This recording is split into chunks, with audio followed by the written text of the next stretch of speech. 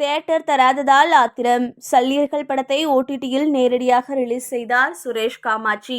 கிட்டு இயக்கத்தில் கருணாஸ் நடித்த சல்லியர்கள் திரைப்படம் போதிய தியேட்டர்கள் கிடைக்காததால இன்று நேரடியா ஓடிடி தளத்துல ரிலீஸ் செய்யப்பட்டுள்ளது.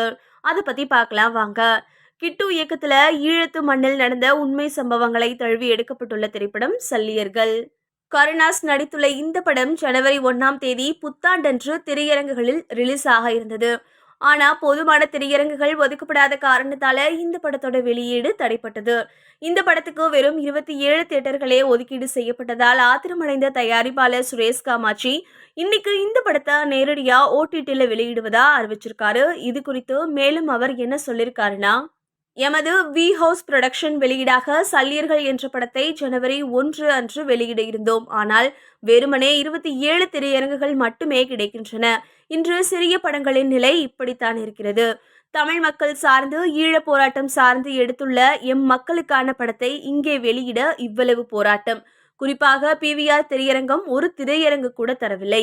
எங்கிருந்தோ வந்து எம் மக்கள் பணத்தை சுரண்டி கொழுத்துவிட்டு எம்மையே புறக்கணிக்கும் செயலை செய்ய முடிவதெப்படி? பெரிய படங்களுக்கு கொடுக்கும் மரியாதையை சிறிய படங்களுக்கு தராததும் ஒரு நவீன தீண்டாமைதான். இன்று சுரேஷ் காமாட்சிக்கு நடந்தது நாளைக்கு இன்னொரு தயாரிப்பாளருக்கு நடக்கலாம். சல்லியர்கள் படம் OTT Plus என்கிற தளத்தில் வெளியாகி உள்ளது. உலகம் முழுக்க உள்ள தமிழர்கள் இப்படத்தை பார்த்து ஆதரவு தாருங்கள் என அவர் கேட்டுக்கொண்டுள்ளார். சல்லியர்கள் படத்திற்கு திரைப்பிரபலங்கள் பலரும் ஆதரவு தெரிவிச்சிட்டு வராங்க. இந்த படம் குறித்து இயக்குனர் சேரன் போட்டுள்ள பதிவில், OTT Plus என்ற தளத்தில் சல்லியர்கள். தம்பி கிட்டு இயக்கத்தில் ஈழத்து மண்ணில் நடந்த உண்மை சம்பவங்களை தழுவிய படைப்பு. திரையரங்குகள் சரியாக கிடைக்காததால் ஓடிடியில் நேரடியாக வெளியிட்டிருக்கிறார்கள். இதற்கு நாம் தரும் ஆதரவே இன்னும் நல்ல படங்கள் உருவாக வழிவகுக்கும் அப்படின்னு பதிவிட்டிருக்காரு. இந்த படத்திற்கு ஏராளமானோர் ஆதரவு தெரிவித்து வருவதால் #சல்லியர்கள் என்கிற #ட்ரெண்ட் ஆயிட்டு வருது.